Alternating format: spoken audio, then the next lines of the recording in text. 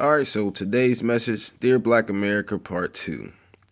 All right, so what I'm going to talk about today is what I believe we can change as people.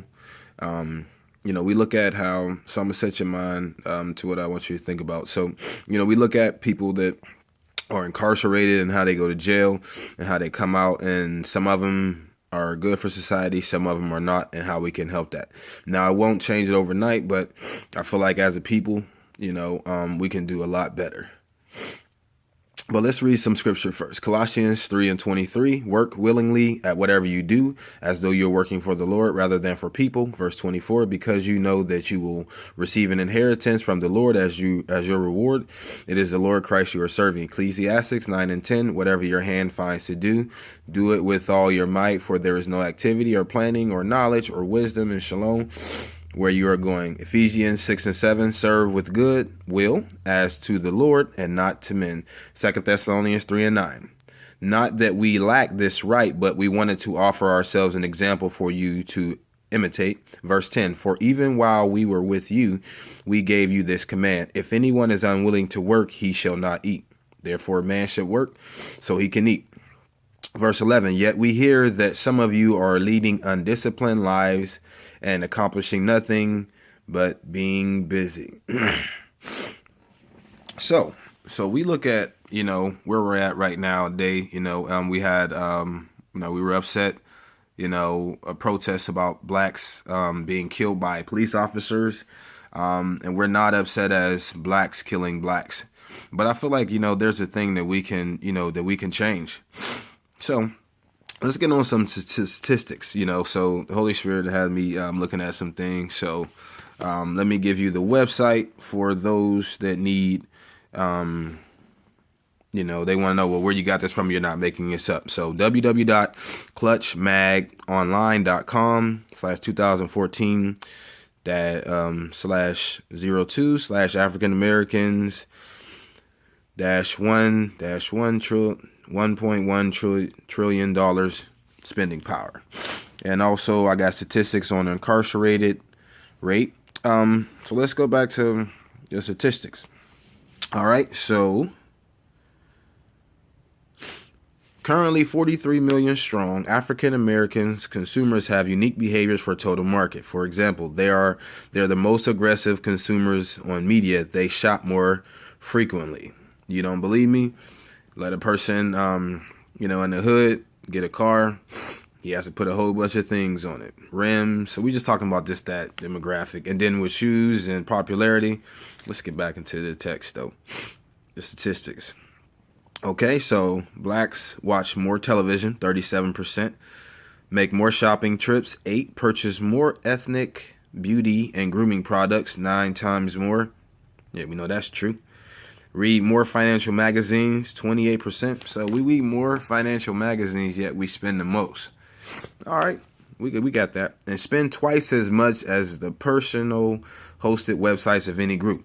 African Americans make an average of 156 trips per year, compared with 146 for the total market. Favoring smaller retail outlets, blacks shop more frequently at drugstores, convenience stores. Yeah, there's a lot of convenience stores in our neighborhood, huh? Yep. And dollar stores. Yeah, Dollar Tree, Family Dollar, Dollar General. Beauty supplies are also popular within the black community, as they typically carry an abundance of ethnic hair and beauty aids that cater specifically to unique needs of African American hair textures.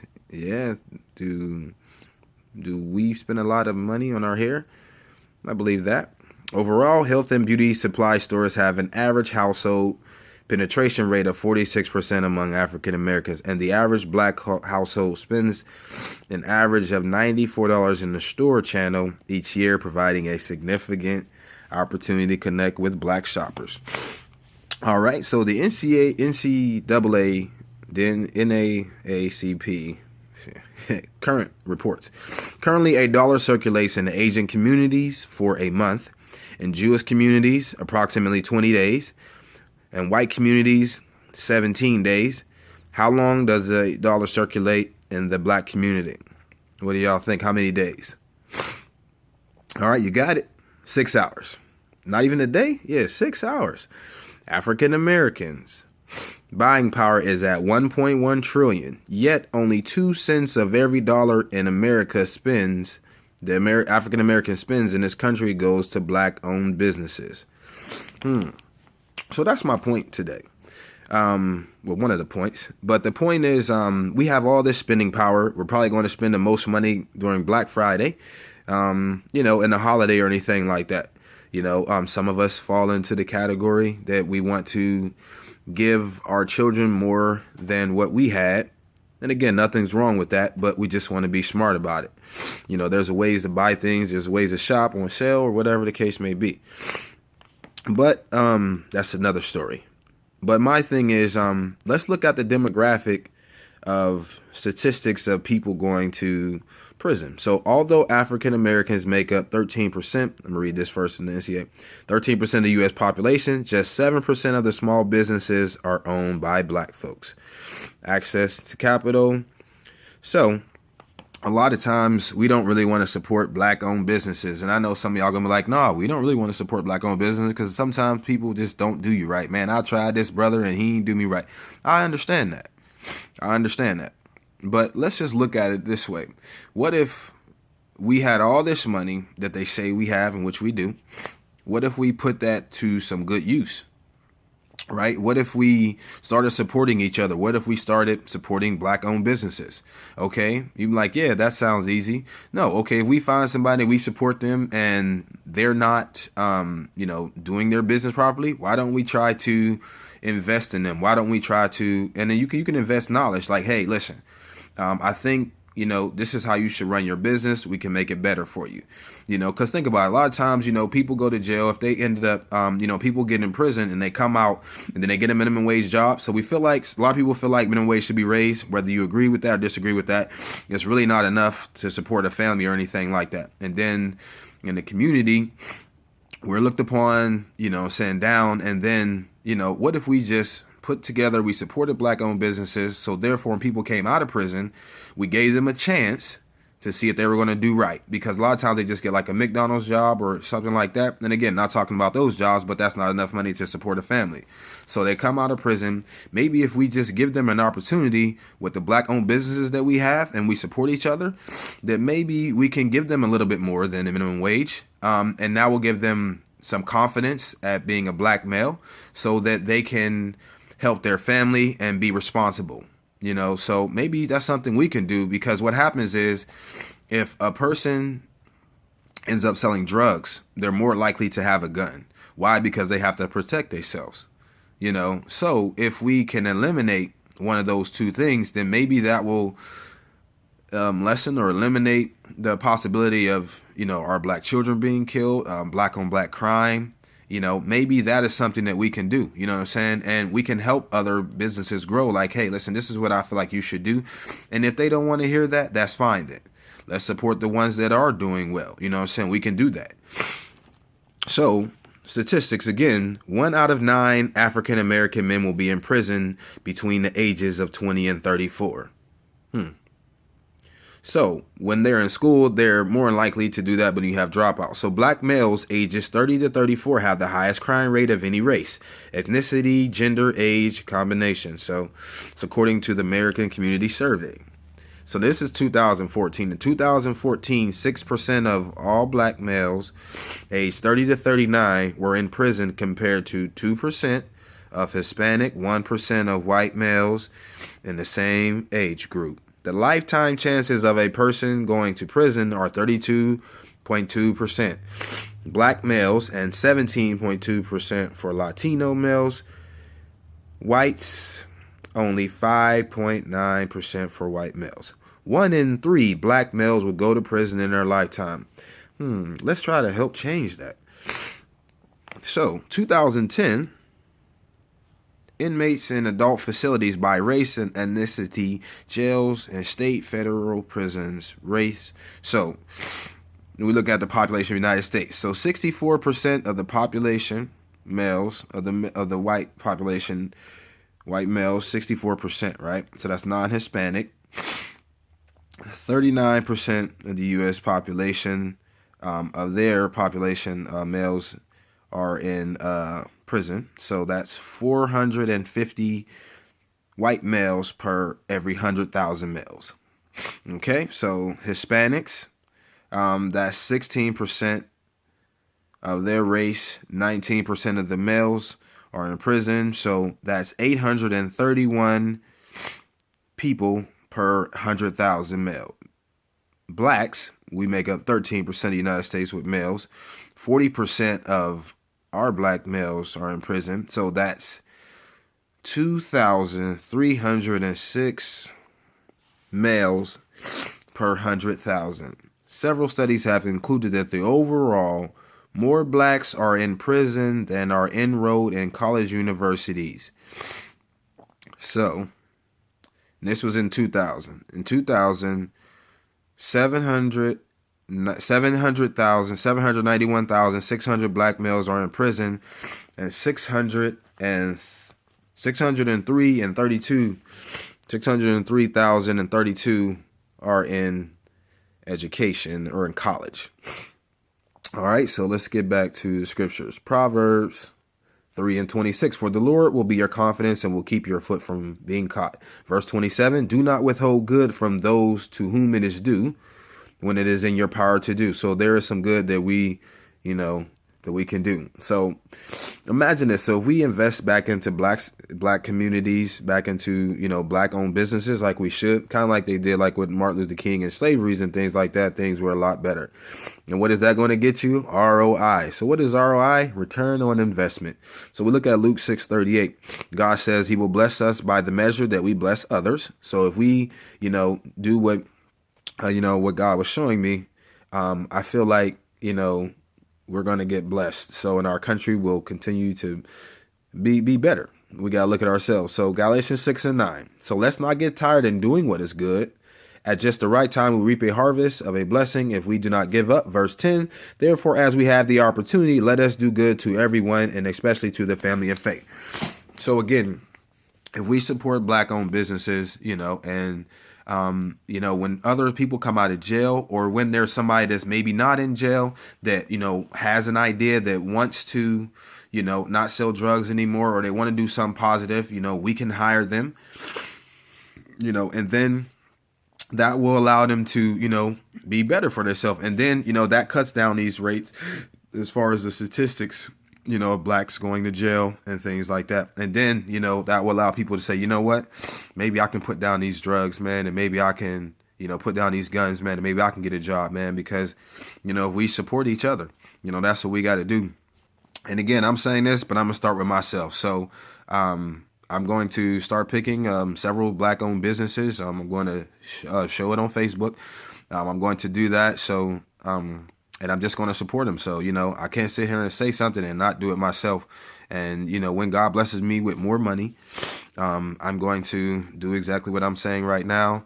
And also try to help others, and if you're, have any ideas, inbox me, let me know. I actually got 2 profiles. So, I got this one, Loki How. My other one is Will How. That's more like business oriented. But if you have any ideas or anything like that, or comments or whatever, let me know. Like I said, I'm open to, some ideas on how we can make this thing better. Like I said, we spent all this money, sent on Black Friday and everything like that, and all this money, for everything else. Let's invest the money back into our communities. Let's invest into black owned businesses.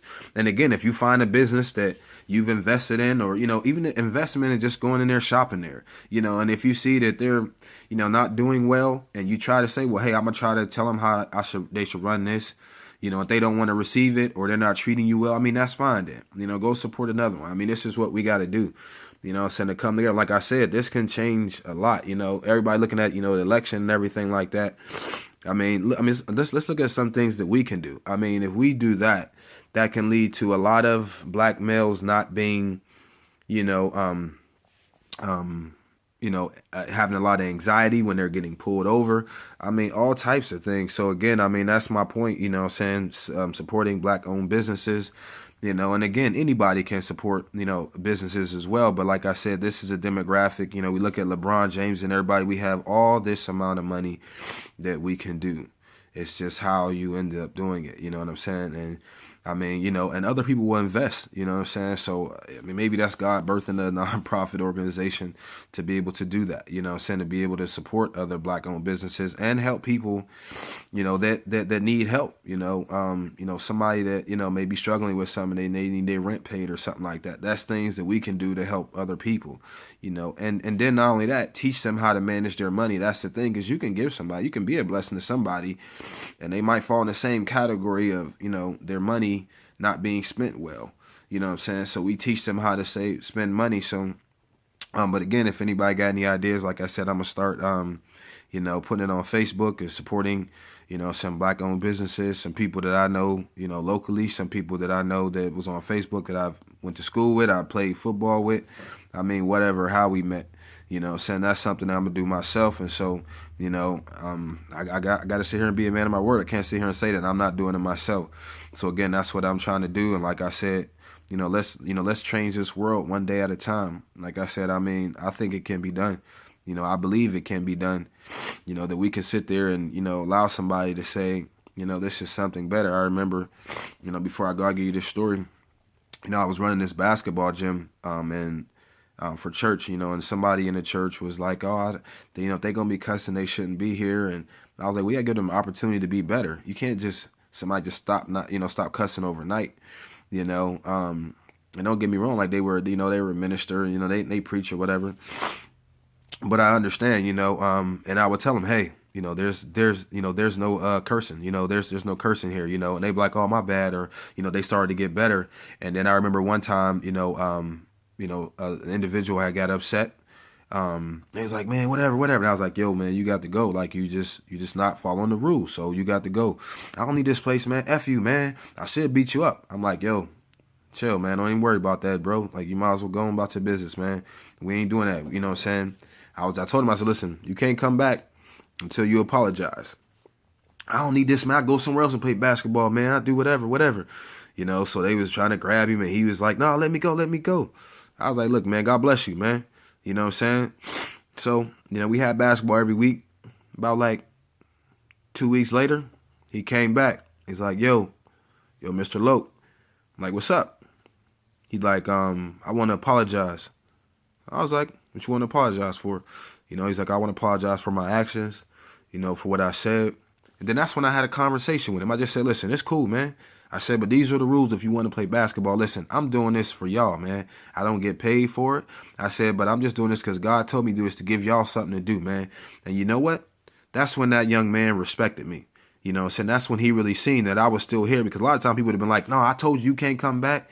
That's what we got to do, And I remember, the other person, he sold drugs. So he came there, and he was like, man, he's like, look, man, I appreciate you, man. He was like, because coming here, man, he said, I can come here and I don't have to worry about, watching my back while I'm in the streets, man. You give me a couple hours, a day, to just, come here and play basketball and relax.